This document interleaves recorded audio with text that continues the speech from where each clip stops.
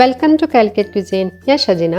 എന്നാൽ നമ്മുടെ കോഴിക്കോടിനെ തന്നെ താമരശ്ശേരി, കൊടുവള്ളി ആ ഭാഗങ്ങളിലൊക്കെ കൂടുതലായിട്ട് ഉണ്ടാക്കി വരുന്ന ട്രഡീഷണൽ റെസിപ്പിയായ കൊച്ചിക്കോയയാണ് കാണിക്കാൻ പോകുന്നത്.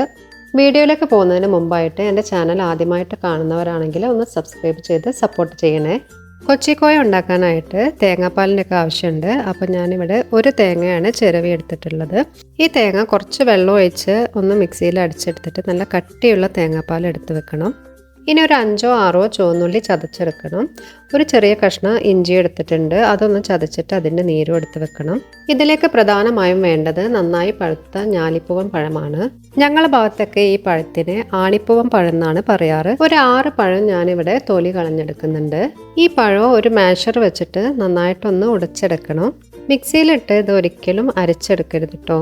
ഇങ്ങനെ ഉടച്ചെടുത്താൽ മാത്രമേ അത് കഴിക്കുന്ന സമയത്ത് ചെറിയ പീസായിട്ടൊന്ന് കടിക്കാൻ കിട്ടുകയുള്ളൂ. പണ്ടുള്ളവരൊക്കെ വൈകുന്നേരങ്ങളിലും അതേപോലെ ഡിന്നറിനായിട്ടും എപ്പോഴും ഉണ്ടാക്കി കഴിച്ചിരുന്ന ഒരു റെസിപ്പി ആയിരുന്നത്. ഇപ്പോൾ ഇതിൻ്റെ പുതിയ വെർഷനായ അവിൽ മിൽക്കാണ് കൂടുതൽ പേര് ഉണ്ടാക്കാറുള്ളത്. ഇപ്പോൾ അതാ പഴം നന്നായിട്ട് ഉടച്ചെടുത്തിട്ടുണ്ട്. ഇനി ബാക്കിയുള്ള ഇൻഗ്രീഡിയൻസിലേക്ക് ചേർത്ത് കൊടുക്കാം. നേരത്തെ എടുത്ത് വെച്ചിട്ടുള്ള തേങ്ങാപ്പാലിൽ നിന്ന് ഒരു 1/4 കപ്പ് ഇതിലേക്ക് ചേർത്ത് കൊടുക്കാം. ബാക്കി ആവശ്യമാണെങ്കിൽ അവസാനം ചേർത്ത് കൊടുക്കാം കേട്ടോ. ഇനി ചതച്ചെടുത്തിട്ടുള്ള ചുവന്നുള്ളി ചേർത്ത് കൊടുക്കാം. ഇഞ്ചി നീര് ചേർത്ത് കൊടുക്കാം.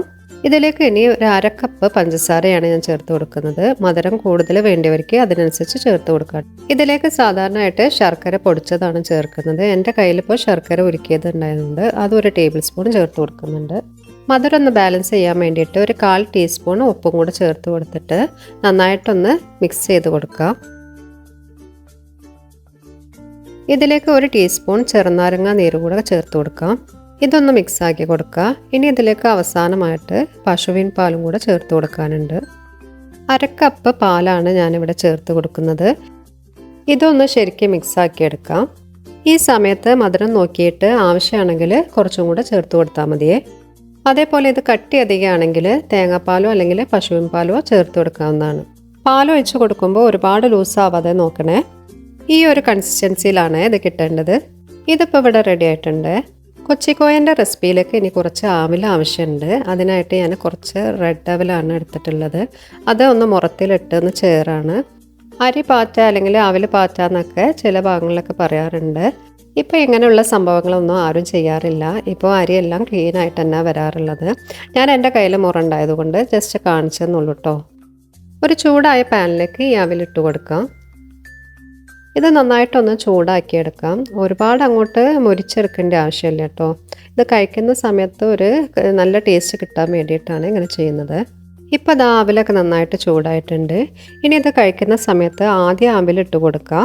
ആവിലും പഴമൊക്കെ ഉണ്ടെങ്കിൽ വളരെ പെട്ടെന്ന് തന്നെ ഉണ്ടാക്കിയെടുക്കാൻ പറ്റുന്ന ഒരു ഒതൻറ്റിക് റെസിപ്പിയാണ് കേട്ടോ. എല്ലാവരും ഒരു പ്രാവശ്യമെങ്കിലും ഉണ്ടാക്കി നോക്കണേ. ഇനി അവിലിൻ്റെ മുകളിലായിട്ട് നമ്മൾ നേരത്തെ ഉണ്ടാക്കി വെച്ചിട്ടുള്ള പഴത്തിൻ്റെ കൂട്ട് ഒഴിച്ച് കൊടുക്കാം. ഇത് ആദ്യം ഒഴിച്ച് വെക്കരുത്, കഴിക്കുന്ന സമയത്ത് മാത്രം വേണം കേട്ടോ ഒഴിച്ച് കൊടുക്കാനായിട്ട്. എന്നിട്ട് എല്ലാം കൂടെ ഒന്ന് നന്നായിട്ട് മിക്സ് ആക്കിയിട്ട് വേണം അത് കഴിക്കാനായിട്ട്. നല്ല അടിപൊളി ടേസ്റ്റ് തന്നെയാണ്. ഈ റെസിപ്പി നിങ്ങൾ ഉണ്ടാക്കി നോക്കുകയാണെങ്കിൽ നിങ്ങളുടെ അഭിപ്രായങ്ങളൊക്കെ മറക്കാതെ തന്നെ നമ്മുടെ കമൻറ്റ് ബോക്സിൽ വന്ന് അറിയിക്കണേ. ഈ വീഡിയോ നിങ്ങൾക്ക് ഇഷ്ടപ്പെട്ടെങ്കിൽ നിങ്ങൾ ഫാമിലി ഫ്രണ്ട്സൊക്കെ ആയിട്ടൊന്ന് ഷെയർ ചെയ്ത് കൊടുക്കണേ. അതേപോലെ പുതുതായിട്ട് ഈ ചാനൽ ആരെങ്കിലും കാണുന്നുണ്ടെങ്കിൽ താഴെ കാണുന്ന ആ സബ്സ്ക്രൈബ് ബട്ടണും കൂടെ ഒന്ന് പ്രസ് ചെയ്ത് അതിൽ ഓൾ എന്ന ഓപ്ഷനും കൂടി കൊടുക്കുകയാണെങ്കിൽ ഞാൻ പുതിയ പുതിയ റെസിപ്പികളൊക്കെ ഇടുന്ന സമയത്ത് അതിൻ്റെ നോട്ടിഫിക്കേഷൻ വഴി നിങ്ങൾക്ക് കിട്ടുന്നതായിരിക്കും. ഇൻഷാ അല്ലാഹ് വീണ്ടും നമുക്ക് ഇതുപോലുള്ള നല്ല റെസിപ്പിയുമായിട്ട് കാണാം.